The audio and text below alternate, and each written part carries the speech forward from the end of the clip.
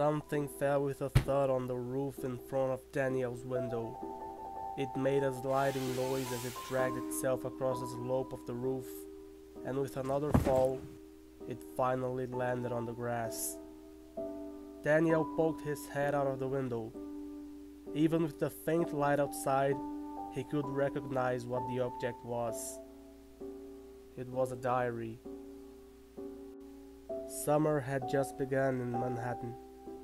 It was a bright sunny day until, in the afternoon, the sky became engulfed by scores of black storm clouds. Daniel ran downstairs with a careful pace.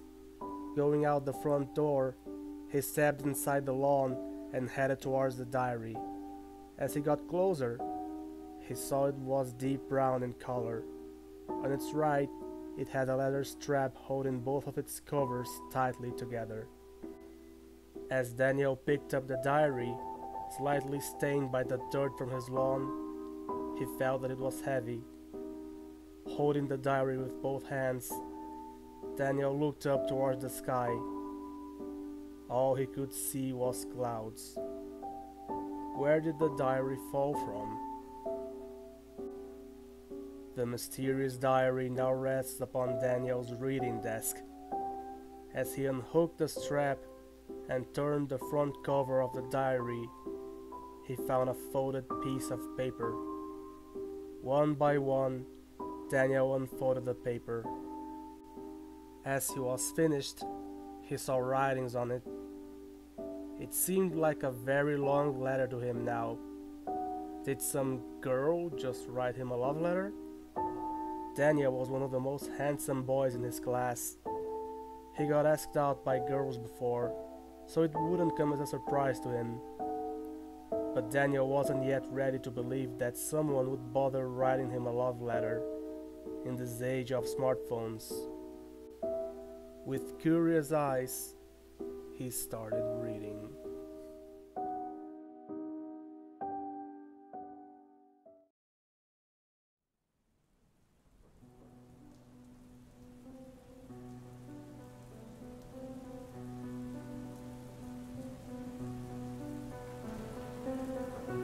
April 19, 2019.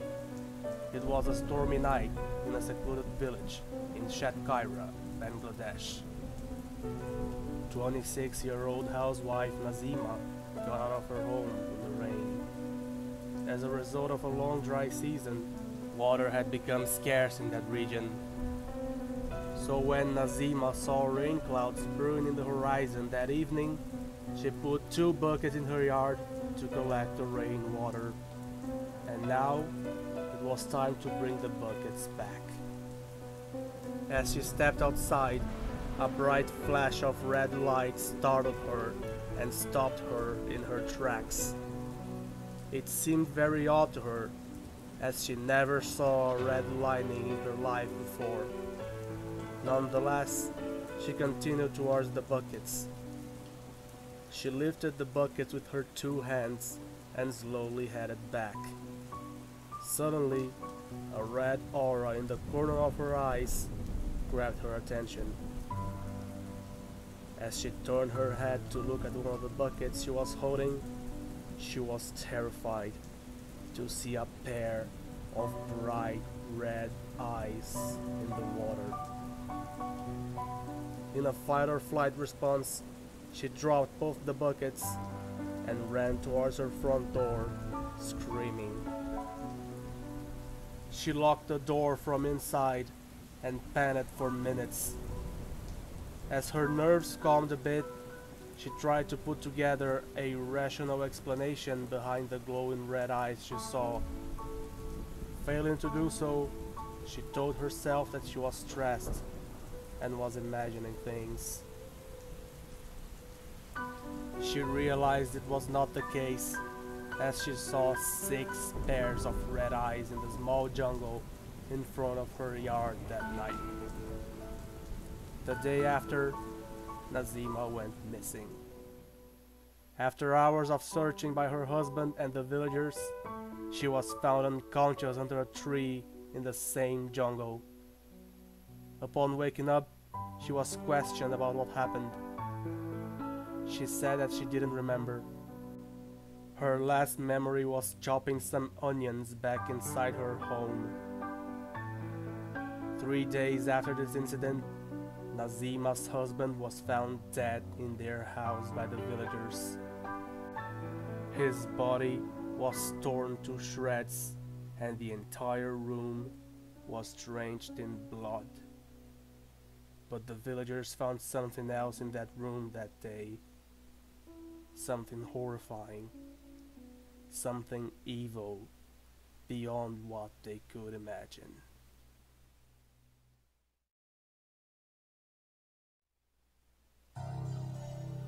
The creature had 4 arms and 4 legs. Its legs were spread out in 4 directions and resembled the legs of a spider. On its back, along the spine, it had bony protrusions like spikes. The longest of these spikes reached a length of about 3 feet. On 2 of its arms, it had huge pincers, while on the other 2, it had elongated fingers with sharp claws. The creature's head looked like a disfigured human face, as if it was smashed by a boulder. The only discernible features on this head were 2 red eyes and a mouth that opens in 3 segments. Inside its mouth, it had rows after rows of needle-like teeth as far as one can see. Aside from a part of the torso, the creature had almost no resemblance to the human body. Seeing a piece of clothing on the creature, the villagers thought it had killed Nazima too. But eventually they realized the creature is Nazima, or at least it was. Crazy thing is, Nazima's husband's body was not the only mangled body the villagers found that day. Neither the creature was the only one that shredded a dozen of the village dwellers, along with the serenity of this once peaceful village. One by one, those creatures had killed the rest of the villagers. The world took little notice of this incident until it started happening all over the world.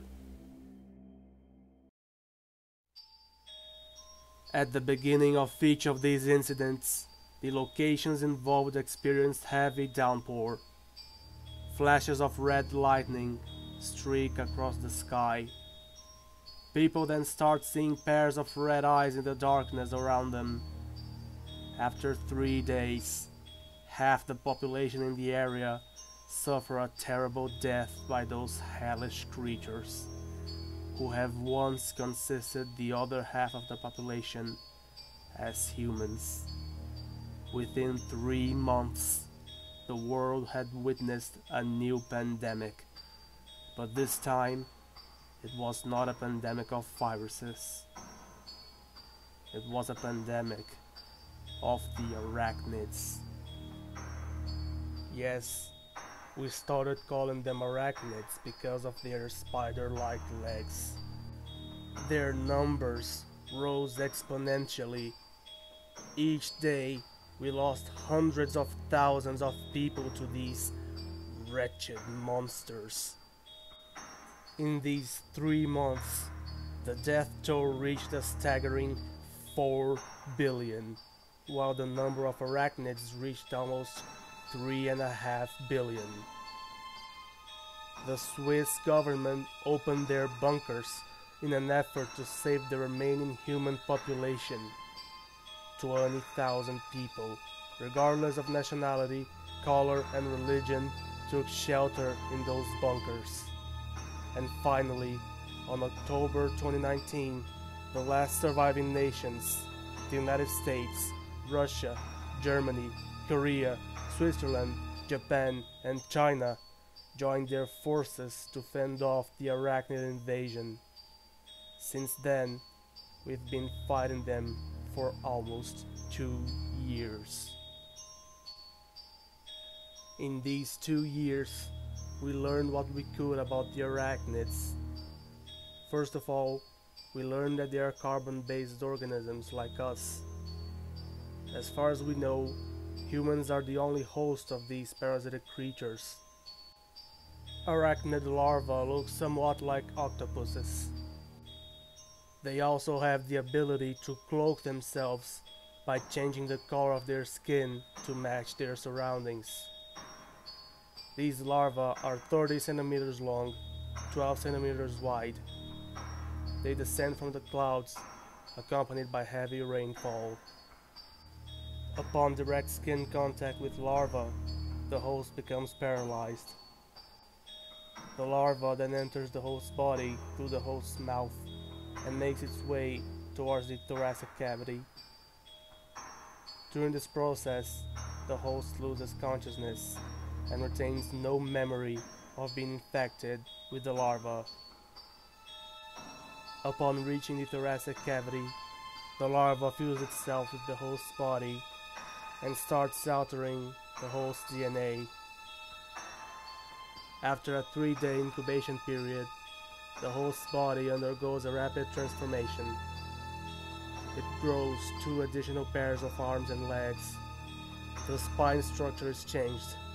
The head increases in size. All of this happens under roughly 3 minutes, and the host becomes an arachnid.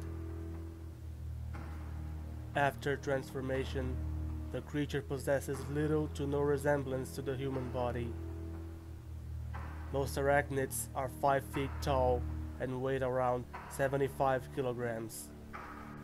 All arachnids possess superhuman strength. I've seen them tear a human body in half with just 2 arms. Their bodies are not fragile like us. Their skin is hardened like an armor, giving them incredible durability. The 51mm rounds from our standard MK17 rifle barely scratch their armor. They even walk off a direct hit from grenades. In short, they are very hard to kill. Arachnids are extremely hostile towards humans. If given a chance, they will relentlessly try and kill any and every human in their vicinity. They are not man-eaters though. In fact, we don't know anything about their diet. We've once managed to capture a live arachnid.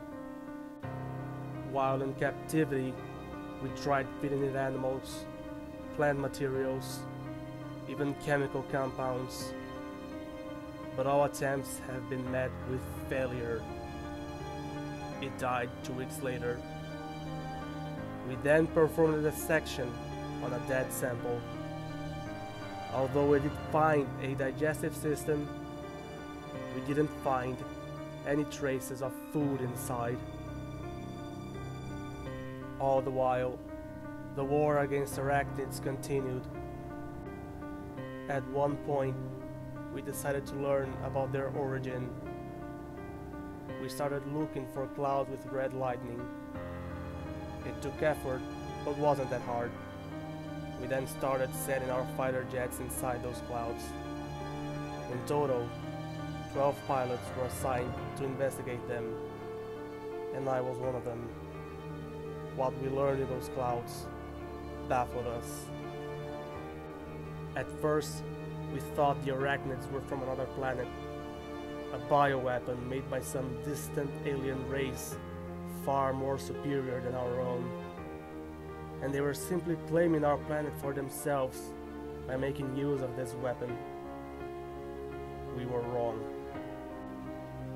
The arachnids were from Earth, but not our Earth. The clouds were acting as interdimensional gateways, a passage between 2 parallel realities. I was on the first exploratory mission to the clouds, conducted by a 3-pilot team. A couple of ground units monitored our movement. According to them, as we flew inside those clouds, we disappeared from radar. But we were still able to maintain radio contact with them. When we exited the clouds on the other side, we saw a completely different landscape. We were dumbfounded to see an entire city in front of us. It was filled with skyscrapers rising several miles into the sky and hundreds of overpasses crisscrossed between the buildings. It looked almost futuristic, but somewhat abandoned and damaged. As far as we knew, a city like that shouldn't even be there. We told the ground units about what we were seeing. They told us that they didn't even see us coming out from the clouds. They believed us, though. We got instructed to investigate the city closely. We flew our planes above the city while maintaining low altitude. Looking down on the grounds, we didn't see any humans. Instead, we saw thousands of arachnids. Clearly, this world too have been plagued by those 4-legged monsters. We quickly turned our jets back and flew back inside the clouds, hoping it would take us back to our own reality. To our relief, it did.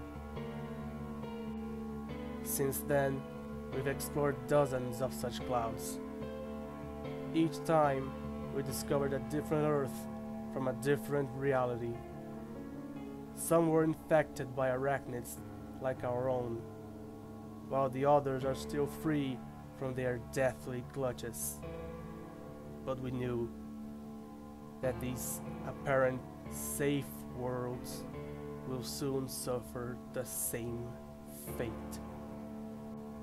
On our 21st exploratory mission, we encountered the Earth where arachnids have possibly originated from. This particular Earth was like no other Earth we've seen. It had no trees, no oceans. The sky was pitch black, with a sun much smaller than our own, desperately trying to illuminate the surface with its dim reddish light. It seemed like there was no atmosphere, but we were still somehow able to fly. We got closer to the surface. There, we saw rows of numerous round black objects. At one point, the pilot saw creatures on the surface similar to the arachnids. But these creatures, the arachnid primes, as we called them, were 12 feet tall. We came to realize these creatures gave birth to arachnids. And those round objects littering the ground were their eggs. Fortunately, I wasn't assigned to that mission, and for this reason alone, I'm still alive. Terrified of that reality to their bones, the pilots turned back to return home. On their way back, all 3 jets suffered engine malfunctions. Moments later, we lost radio contact with them. Before losing contact, one of the pilots said in a panicked voice, "Oh God, they can fly!" Our journey into the arachnid home dimension gave us more questions than it answered. Was this Earth someday similar to ours? If it was, what happened to its oceans, trees, the atmosphere, and the sun? Were there humans on that Earth? Arachnid biology required a human host. So unless those arachnid primes were a different species altogether, there must have been humans on that world before. But one of the most prominent questions is, why didn't the arachnid primes come to Earth themselves? According to the pilots we lost in that world, they had the ability to fly. So what's stopping them? Many came forward with theories. One of the young scientists named Eugene Thompson, who is also a friend of mine, came up with a convincing theory. He thinks the arachnids have a life cycle similar to cicadas. They gain the ability to fly at the last phase of their life cycle.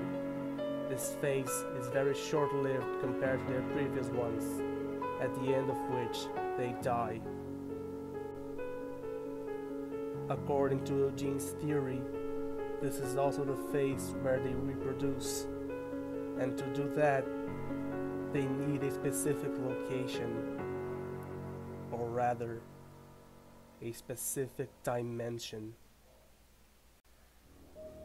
What the young scientist means to say is that the home dimension of the arachnids is also their breeding ground, possibly because it's the only place having all the conditions for their eggs to develop.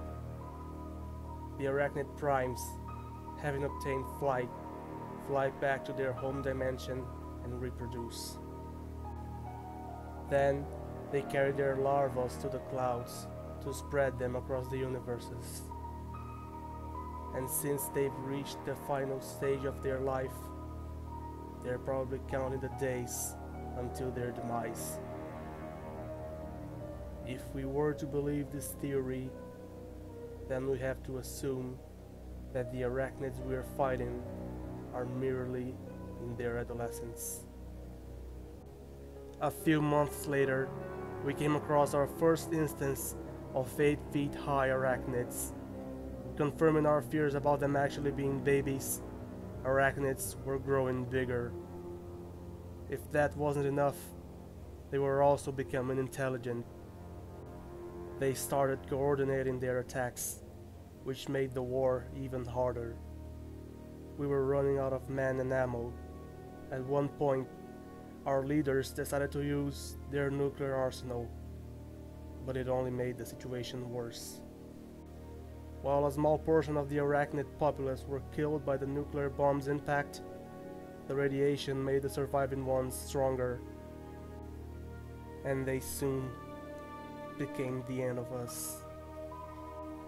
On May 3rd of 2021, the bunkers in Switzerland suffered a massive attack.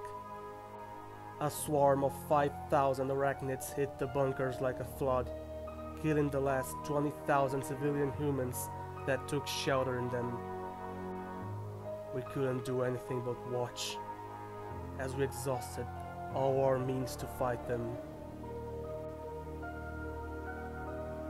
We lost. I don't know exactly how many people are still alive on this radiated Earth, hiding and running from arachnids. All I know is that I'm one of them. I don't feel lucky though, because my time is running out. If the arachnids don't get me, the radiation probably will. I just want to finish one last mission before either of them happens. With whatever fuel I have left, I'm going to fly into those clouds with red lightning. I'm going to tell our story to at least one of the Earths that haven't been invaded by those hellish creatures. Today is July 10th, 2021. My name is Lieutenant Marcus Reed. I'm an honorable pilot of the Joint World Air Force. If you're reading this, then you must have found the diary, which means that I've successfully completed my mission. This diary was given to me by my youth scientist friend Dr. Eugene Thompson, the same one I mentioned earlier.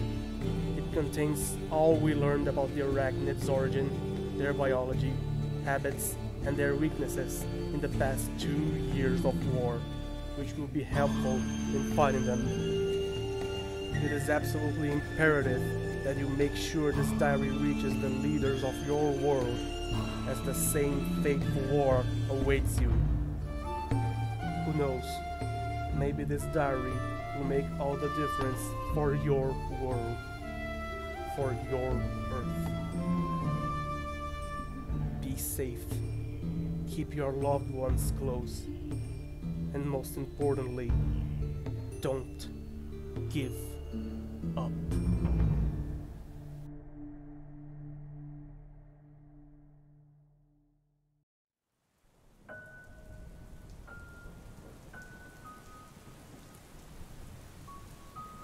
Putting the letter back on the table, Daniel leaned against his chair. He took a moment to compose himself. It was then he realized that it was raining heavily outside. None of this can be real, right? He thought to himself. Parallel universes, four-legged monsters, clouds with red lightning. These things can only exist in science fiction stories. Suddenly, Daniel understood what all this was. It was a prank by none other than his younger sister, Denise. It had to be, since Denise wrote sci-fi stories like this all the time. Daniel was sure the diary was completely empty, or it contained some pathetic rhyme about Daniel being the stupidest guy in the entire world. But when he went through the pages of the diary, he found that it was full of handwritten information, drawings, and even photographs relating to or depicting arachnids. Daniel closed the diary in disbelief. If this was a prank, then Denise couldn't have done it alone. Someone else was in on it. And there's only one way to be sure. He has to talk to Denise. Daniel got up on his chair to head towards his sister's room. But just before he turned towards the door, a flash of red light outside his window caught his eye. A chill crept up across Daniel's spine as he realized that the source of this light was a bolt of light